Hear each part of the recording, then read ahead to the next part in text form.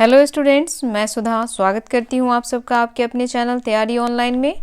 आज हम डिस्कस करने जा रहे हैं वर्कशीट नंबर 65। वर्कशीट नंबर 65 है हिंदी का वर्कशीट और आज हम हिंदी के वर्कशीट में सेवैये पढ़ेंगे जो रसखान की रचना है और यह है पुनरावृत्ति। बच्चों, ये वर्कशीट है क्लास 9th का और 9 दिसंबर 2020 का। तो चलिए सबसे पहले हम रसखान जी का परिचय देखते हैं। रसखान जी का जन्म 1548 में हुआ ऐसा माना जाता है। तो यहाँ पे 1548 यहाँ पे ये माना गया है, निश्चित रूप से पता नहीं है। तो यहाँ देखिए बच्चों, उनका मूल नाम सैयद इब्राहिम था और वे दिल्ली के आसपास के रहने वाले थे। कृष्ण भक्ति ने उन्हें ऐसा मुग्ध किया कि गोस्वामी विट्ठल नाथ से दीक्षा ली और ब्रजभूमि में बस गए। रसखान जी कृष्ण भक्ति में इतना खो गए कि उन्होंने स्वामी विट्ठल नाथ जी से शिक्षा दीक्षा ग्रहण की और कहाँ जाकर के बस गए बच्चों? तो वह ब्रजभूमि में बस गए। ब्रजभूमि जिसे कृष्ण की भूमि मानी जाती है। सन 1628 के लगभग उनकी मृत्यु हुई। प्रस्तुत सेवैये में रसखान जी ने कृष्ण और कृष्ण भूमि के प्रति अपना समर्पण भाव व्यक्त किया। तो बच्चों, रसखान जी जो थे वह कृष्ण भक्त थे और उन्होंने कृष्ण भक्ति के प्रति अपना समर्पण भाव अपने सेवैये में व्यक्त किया है। तो चलिए देखते हैं उनके द्वारा लिखित सेवैया। रसखान जी कहते हैं, मानुस हों तो वहीं रसखानी, बसो ब्रज गोकुल गांव के ग्वारन। जौ पशु हों तो कहाँ बस मेरो, चढ़ो नित नंद के धेनु मंझारन। पाहन हो तो वही गिरी को, जो कियो हरि छत्र पुरंदर धारन।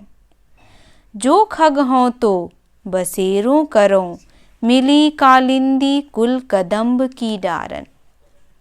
अब यहाँ समझिए बच्चों, रसखान जी कहते हैं मानुस, मानुस शब्द का अर्थ होता है मनुष्य या मानव। तो यहाँ रसखान जी कहते हैं कि अगर मेरा जन्म पुनः मनुष्य के रूप में हो तो कहाँ हो? गोकुल के गांव में। और किस रूप में? ग्वारन के रूप में। ग्वारन शब्द का अर्थ होता है बच्चों ग्वाले। जो ग्वाले थे, गायों को चराते थे, उनके रूप में रसखान जी अपना जन्म चाहते हैं।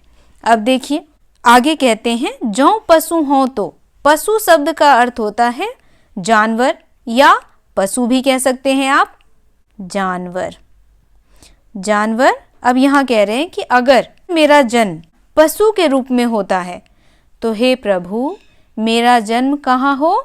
नंद के गायों के बीच। धेनु शब्द का अर्थ होता है बच्चों गाय। नंद के गायों के बीच मेरा जन्म हो, जिसे आप चराने ले जाया करते थे। उसके बाद कहते हैं पाहन हो तो, पाहन शब्द का अर्थ होता है बच्चों पत्थर। पाहन यानी पत्थर। अब कहते हैं अगर मेरा जन्म पत्थर के रूप में होता है तो मैं गोवर्धन पर्वत का पत्थर बनूं, जिसे श्री हरि कृष्ण क्या करते हैं? अपनी उंगलियों पर धारण करते हैं। और क्यों धारण करते हैं? तो पुरंदर, पुरंदर शब्द का अर्थ है इंद्र। इंद्रदेव जब क्या हो गए थे? बहुत ही क्रोधित हो गए थे और क्रोधित होकर के वह क्या करना चाहते थे? वह गोकुल को पूरा डुबा देना चाहते थे, इतना बारिश करना चाहते थे। तो उन्होंने लोगों की रक्षा करने के लिए गोवर्धन पर्वत को अपनी उंगलियों पर धारण किया था। तो यहाँ रसखान जी गोवर्धन पर्वत का पाहन बनना चाहते हैं, यानी पत्थर बनना चाहते हैं। आगे कहते हैं जो खग हो तो बसेरों करो। अब खग शब्द का अर्थ होता है बच्चों पक्षी। कहते हैं कि अगर मेरा जन्म पक्षी के रूप में हो तो बसेरो यानी बसना। कहाँ बसे? तो कालिंदी कुल कदम्ब की डार।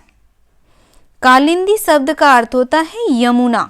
यमुना नदी को हम कालिंदी भी कहते हैं और उसके किनारे है कदम्ब का पेड़। तो यहाँ कहते हैं कि अगर मेरा अगला जन्म पक्षी के रूप में होता है तो मैं यमुना के किनारे कदम्ब के पेड़ पर अपना बसेरा बना करके रहना चाहता हूँ। तो चलिए बच्चों, नीचे इसका व्याख्या भी दिया हुआ है, हम व्याख्या को देख लेते हैं। व्याख्या हमारा है, प्रस्तुत पद में रसखान जी ईश्वर से प्रार्थना करते हैं कि यदि अगले जन्म में मुझे मनुष्य जीवन मिलता है तो ब्रज गोकुल गांव में ग्वाले के रूप में मेरा जन्म हो, और यदि मेरा जन्म पशु जीवन में होता है तो हे ईश्वर, आपसे विनती करता हूँ कि मुझे जन्म नंद के गायों के बीच में देना, अर्थात मुझे नंद की गायों के साथ चढ़ने का मौका मिले जिन्हें श्री कृष्ण चढ़ाया करते थे।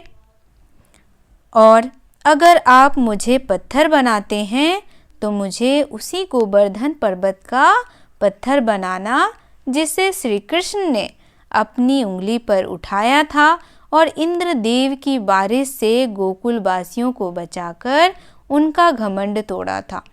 बच्चों, आप हमें कमेंट में बताएं कि भगवान श्री कृष्ण ने किनका घमंड तोड़ा था। अंत में कवि कहते हैं कि अगर मेरा जन्म पक्षी के रूप में हो तो मेरा बसेरा यमुना नदी के किनारे कदम्ब के पेड़ पर करना, जिसके नीचे श्री कृष्ण बांसुरी बजाते थे। तो बच्चों, ये अभिलाषा है, ये इच्छा है कवि रसखान की। कवि रसखान चाहते हैं कि उनका जन्म कहाँ हो, गोकुल के गांव में। तो बच्चों चलिए अब देखते हैं इससे संबंधित प्रश्नों को। पहला प्रश्न हमारा है, ब्रज भूमि के प्रति कवि का प्रेम किन किन रूपों में अभिव्यक्त हुआ, लिखिए। तो यहाँ देखिए बच्चों, ब्रज भूमि के प्रति कवि का प्रेम किन किन रूपों में अभिव्यक्त हुआ है। तो हम इसका आंसर इस प्रकार लिखेंगे, ब्रज भूमि के प्रति कवि का प्रेम ग्वाले के रूप में, उसके बाद वह पशु के रूप में ब्रज भूमि में जन्म लेना चाहते हैं। उसके बाद पत्थर के रूप में और किसके रूप में बच्चों, और पक्षी के रूप में। तो वह चाहते हैं कि अगर उनका जन्म मनुष्य के रूप में हो तो वह ग्वाले के रूप में जन्म लेना चाहते हैं, अगर पशु रूप में जन्म लेते हैं तो वह गाय के रूप में जन्म लेना चाहते हैं, अगर वह पत्थर रूप में जन्म लेते हैं तो वह गोवर्धन का पत्थर बनना चाहते हैं, अगर उनका जन्म पक्षी रूप में हुआ तो वह कदम्ब के पेड़ पर अपना बसेरा बनाकर रहना चाहते हैं। चलिए दूसरा प्रश्न देखिए। प्रस्तुत सेवैये में रसखान जी ने ब्रजभूमि के प्रति अपना प्रेम अभिव्यक्त किया है। इसी प्रकार आप अपने देश के प्रति अपने विचारों को लिखिए। बच्चों, आपका विचार क्या है आपके अपने देश के प्रति, ये आपको बताना है। बच्चों यहाँ देखिए, मेरा विचार है कि अगर मेरा जन्म पुनः मनुष्य रूप में होता है, अगर मेरा जन्म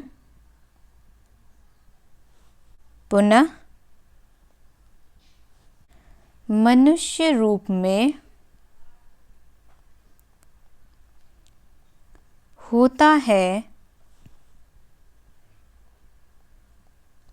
तो मैं इसी धरती पर जन्म लेना चाहती हूँ।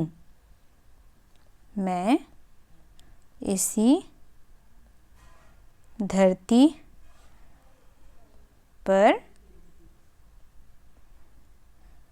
जन्म लेना चाहती हूँ और इसका सेवा करना चाहती हूँ। तो आप भी लिख करके हमें कमेंट में बताइए। प्रश्न संख्या तीसरा हमारा है, जिस पंक्ति में कवि रसखान जी का नाम आया है उस पंक्ति को लिखिए। तो बच्चों, कवि रसखान जी का नाम पहली पंक्ति में है, मानुष हों तो वहीं रसखानी बसौ ब्रज गोकुल गांव के ग्वारन। तो इस पंक्ति में जो है वो रसखान जी का नाम आया है और ये पहली पंक्ति है। चलिए चौथा प्रश्न देखते हैं। चौथा प्रश्न हमारा है, इस सेवैये को पढ़कर आपको निम्नलिखित शब्दों के अर्थ समझ आए हैं, उन अर्थों को लिखिए। पशु, पशु शब्द का अर्थ होता है बच्चों जानवर, जानवर भी कह सकते हैं आप और पशु भी कह सकते हैं। दूसरा हमारा है पाहन। पाहन शब्द का अर्थ होता है पत्थर। पत्थर को हम पाहन कहते हैं। मानुष। मानुष शब्द का अर्थ होता है मनुष्य। मनुष्य या मानव, तो मनुष्य या मानव को हम मानुष भी कह सकते हैं। उसके बाद है खग। खग शब्द का अर्थ होता है पक्षी, चिड़िया। उसके बाद ग्वारन। ग्वारन शब्द का अर्थ होता है ग्वाले। जो गाय चढ़ाते हैं उन्हें हम ग्वाले कहते हैं, तो ग्वारन शब्द का अर्थ होता है ग्वाले। कालिंदी। कालिंदी यमुना नदी को कहा जाता है, तो यहाँ पे हम लिखेंगे यमुना। अगला शब्द हमारा है धेनु। धेनु शब्द का अर्थ होता है गाय। गाय को धेनु कहा जाता है। कदम्ब। कदम्ब क्या है? तो कदम्ब जो है वह कदम्ब का ही वृक्ष है। कदम्ब के पेड़ को कदम्ब कहा जाता है, तो कदम्ब क्या है? एक पेड़ है। तो बच्चों, आज का ये वर्कशीट यहीं समाप्त होता है। वर्कशीट आपको कैसा लगा आप हमें कमेंट करके सूचित करें। अगर आप हमारे चैनल पर नए हैं तो चैनल को सब्सक्राइब कर लें, बेल आइकन को दबाएं ताकि सभी नोटिफिकेशन आप तक पहुंचता रहे। वीडियो को लाइक करें और अपने दोस्तों के साथ शेयर करना बिल्कुल ना भूलें। आप हमें इंस्टाग्राम, फेसबुक, ट्विटर और टेलीग्राम पर भी फॉलो कर सकते हैं। लिंक आपको डिस्क्रिप्शन में मिल जाएगा।